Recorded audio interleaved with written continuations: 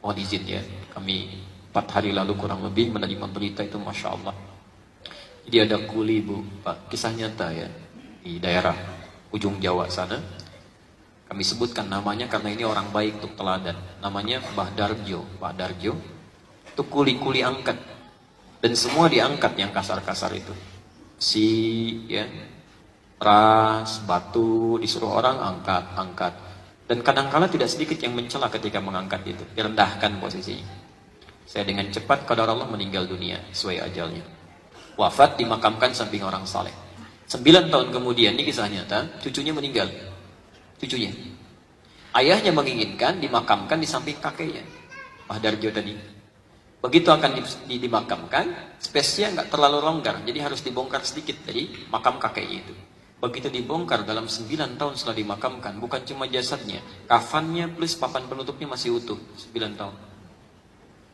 Apa amalan orang ini? Masya Allah. Ketika ditelusuri kenapa dan sebagainya, tiga keutamaan yang pernah dikerjakan oleh beliau itu. 1, mempertaruhkan tenaga dan keringatnya untuk mendapatkan yang halal, Pak. Lebih baik saya ngangkat yang berat-berat mendapatkan keringat dan mendapatkan yang halal dibandingkan mudah dilakukan tapi neraka sudah mengancam. Maka setiap mendapatkan yang halal itu, jatuh keringatnya, itu keringat dihitung itu. Bagian dari pahalanya menjaga tubuhnya. Selamatkan oleh Allah.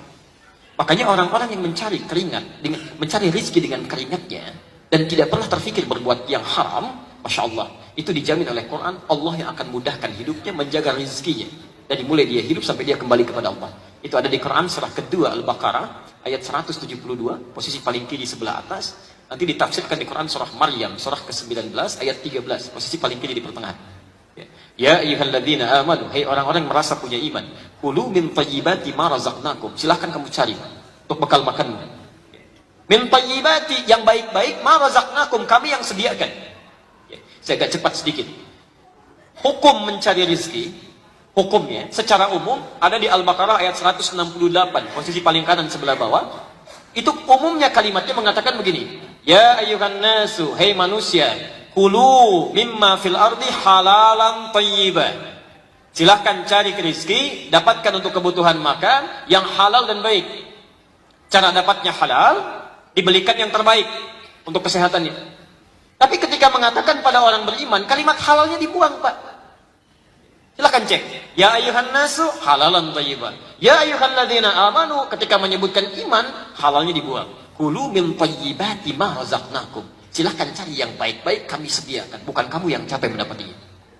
Kenapa kalimat halalnya dibuang di ayat ini? Kata para ulama, karena orang-orang beriman itu dengan iman ada dalam jiwanya akan otomatis membimbing mencari yang halal. Jadi kalau ada di sini mengaku beriman, beragama Islam, tapi masih memikirkan yang haram, maka ada masalah dalam imannya. Ada masalah, itu dijaga. Saya mohon maaf. Yang kedua, itu sabar dengan ujian.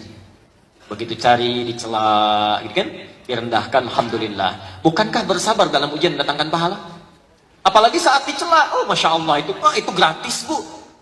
Ini jangan marah kalau sedang dicela, itu memindahkan pahala. Hadis Muslim, nomor hadis 5611 dari Abu Hurairah. Betul, hadza min hasanati wa hadza min hasanati.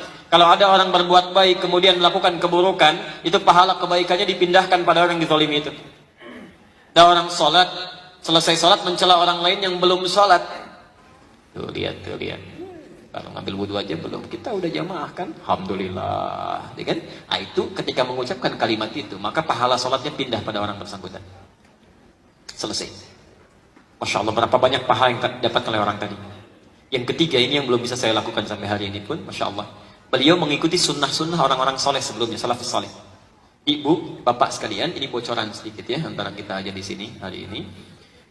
Ada kebiasaan amalan dari sahabat Nabi, sampai generasi setelahnya. Kalau sebelum tidur, itu suka punya amalan-amalan khusus dari petunjuk Nabi. Ada yang baca Quran dulu, sampai lelah baru tidur. Ada. Kalau ibu bapak, misal ya, nanti dalam waktu senggang baca kitab Imam An-Nawawi, kitab At-Tibyan, terbitan Darun Nafais, itu yang warna kuning, ada 187 halaman, posisi di halaman ke-46, paragraf yang kedua, baris yang ketiga sampai baris kelima. Itu dikisahkan oleh beliau, ada seorang salaf yang kalau mau tidur, itu baca Quran dulu, Pak. Ya, biasanya baca Al-Baqarah. Satu waktu tertidur, Al-Baqarahnya belum kebaca. Itu tiba-tiba tengah malam, bangun, terkejut. tahajud dia mimpi, temannya sampai kaget. Masa bakatnya? Kamu kenapa? Kata orang ini, wallahi laqad latahat bil Baqarah. Saya mimpi tadi, saya diseruduk Al-Baqarah. Saking seringnya baca ayat itu sehingga menjadi bagian dari hidupnya. Ada yang sebelum tidur itu suka memohon kepada Allah membebaskan dari sifat iri hati, lalu maafkan kesalahan orang. Ada. Itu di Musannaf Abdul Razak, nomor hadis 20.559, jilid ke-11 halaman 187 dari Anas bin Malik. Itu disebutkan oleh Nabi besoknya sebagai ahli surga. Ketika kata Anas, bainama nahnu julusun 'inda Rasulillah. Ketika kami sedang duduk-duduk bersama Rasulullah di Masjid An-Nabawi, fa idza yaqul, tiba-tiba berkata, sayatlu 'alaikumul ana min hadzal fajji rajulun min ahlil jannah. Sekarang akan nampak pada kalian di pintu yang ini seorang lelaki calon penghuni surga. Fa idza rajulun min ansarin, tiba-tiba yang nampak seorang lelaki ansar. Tanfudhu lihyatu min atharil wudu, janggutnya masih basah dengan air wudunya. Tangan kirinya memegang sendal, masuk ke masjid 3 hari berturut-turut yang disebutkan orang itu saja yang muncul. Diikuti fatabi'ahu Abdullah bin Amr bin As, diikuti oleh Abdullah bin Amr bin As ke rumahnya. Ya, fabata fihi 3 ayyamin, maka menginap di rumahnya 3 hari. Malam pertama ternyata tidak tahajud, artinya tidak rutin. Malam kedua, Masya Allah, bacaan Qurannya tidak seindah Abdullah bin Mas'ud. Abdullah bin Mas'ud itu kalau baca Quran lupa, itu malaikat turun. Pernah satu kali beliau baca Quran, tiba-tiba angin bertiup kencang, pohon-pohon sudah mulai bergoyang-goyang. Berhenti, itu berhenti. Baca lagi, nyambung lagi. Saking kagetnya, diam diadukan pada Nabi. Ketika Rasulullah SAW menerima berita itu, kata beliau, tahukah anda at-tadri? At-tadri, tahukah anda? Ketika anda sedang bacakan, malaikat berebut turun mendengarkan bacaanmu. Kalau diteruskan bacaanmu akan hancur tempat-tempat di sekitarmu itu. Insya Allah, saking indahnya. Makanya Abdullah bin Mas'ud di muka bumi diciptakan cuma 1. Coba kalau semuanya ini seperti Abdullah bin Mas'ud, Masya Allah, habis ini pasar raya. Kita begitu dibacakan ya. Makanya ketika Bapak Ibu baca Quran, termasuk saya, malaikat gak pada turun. Cuma dicatat pahalanya gitu ya. Cuma dicatat. Baik, hari ketiga ternyata tidak puasa sunnah. Gak terlalu rutin. Sehingga bingung, ini orang apa amalannya? Allahu Akbar. Ketika dia akan pergi, baru dikabari.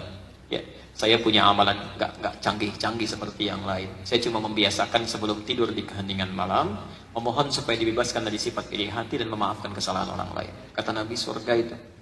Surga.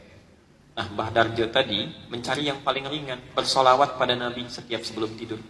Allahumma shalli ala Muhammad wa ala ali Muhammad. Itu sampai basah lisannya, sampai lelah baru tertidur. Dan kesaksian keluarganya pernah ketika membacakan itu sampai hitungan 16.000 salawat pada Nabi. Bukankah Nabi mengatakan, man shalla alaihi salatan wahidah, sallallahu alaihi asyra salawat. Siapa yang bersalawat kepadaku 1 kali, Allah membalasnya 10 kali. Maksud saya, mohon maaf ya, kalau beliau dipanggil pulang duluan, telah menghadap Allah, barangkali menurut Allah dosanya begitu kecil, amalnya sudah banyak, dijadikan hikmah untuk kita. Kalau saya, anda, kita dihidupkan sampai hari ini, di awal bulan Dzulhijjah, belum mau diampuni dosa juga, dengan cara apa lagi Allah mesti ampuni dosa kita? Cobalah, coba duduk merenung pelan-pelan. Satu saat kita pulang, saat kita meninggal. Dunia aja begitu dicari luar biasa, berangkat gelap, pulang gelap, dikumpul-kumpul. Apa anda pikir akan dibawa ke akhirat? Tidak. Jadi yang sementara aja begitu serius, kenapa yang hidup abadi tidak dicari dengan serius? Ini Bapak Ibu misalnya bekerja, beli handphone, dapat handphone. Alhamdulillah, begitu meninggal dibawa ke handphone ini. Gak ada. Saya sampai hari ini belum pernah dengar ada orang meninggal berwasiat, mah kalau nanti Bapak meninggal tolong handphonenya ikutkan. Kalau kangen tolong di sekolah aja. Bisa ikut. Nih, Bismillah, Assalamualaikum, pahala turun. Handphonenya gak akan ikut, kalimat itu yang naik. Bismillah, tulis SMS jadi ibadah. Bikin status tentang kebaikan. Hari ini, hari Selasa 4 Dzulhijjah 1437 Hijrah. Waktu sholat sekitaran Blok M, subuh jam sekian, zuhur jam sekian, sampai isya jam sekian. Allahu Akbar, itu yang jadi ibadah. Begitu status anda dibaca oleh orang lain, 10 orang sholat, ingat sholat kemudian sholat karena status anda dapat pahala dari 10 orang itu. Tanpa dikurangi sedikit pun. Hadis Muslim nomor hadis 1893. Man dalla ala khairin falahu ajruhu mithla ajri fa'ilihi min ghairi an yanqusa min ajrihi syai'. Siapa yang memfasilitasi pada kebaikan diamalkan oleh orang lain, maka dia mendapat pahala yang sama dengan yang mengerjakan tanpa dikurangi sedikit pun. Apa yang sudah anda lakukan dengan handphone anda, media sosial anda? Jadi wahana untuk melahirkan dosa. Yang punya masalah orang lain yang bikin status yang lain, ribut di situ, gitu kan? Kadang-kadang yang bukan urusan kita dipikirin juga. Blok M gelap tulis status. Hari ini cuaca mendung, ya. Emang kenapa? ada hubungan dengan kita. Mau mendung mau enggak urusan Allah. Kayaknya pasti hujan nih. Kalau hujan macet. Kalau macet banjir. Ustadznya pasti nggak datang kajian. Bah. Tiba-tiba ketinggalan gitu kan. Nah, itu jadi yuk sekarang sudah hari keempat ya. 6 hari lagi ke depan. Rumuskan ini. Ya, amalan-amalannya. Ya mudah-mudahan kita termasuk yang diberikan kesempatan terbaik ya. Sampai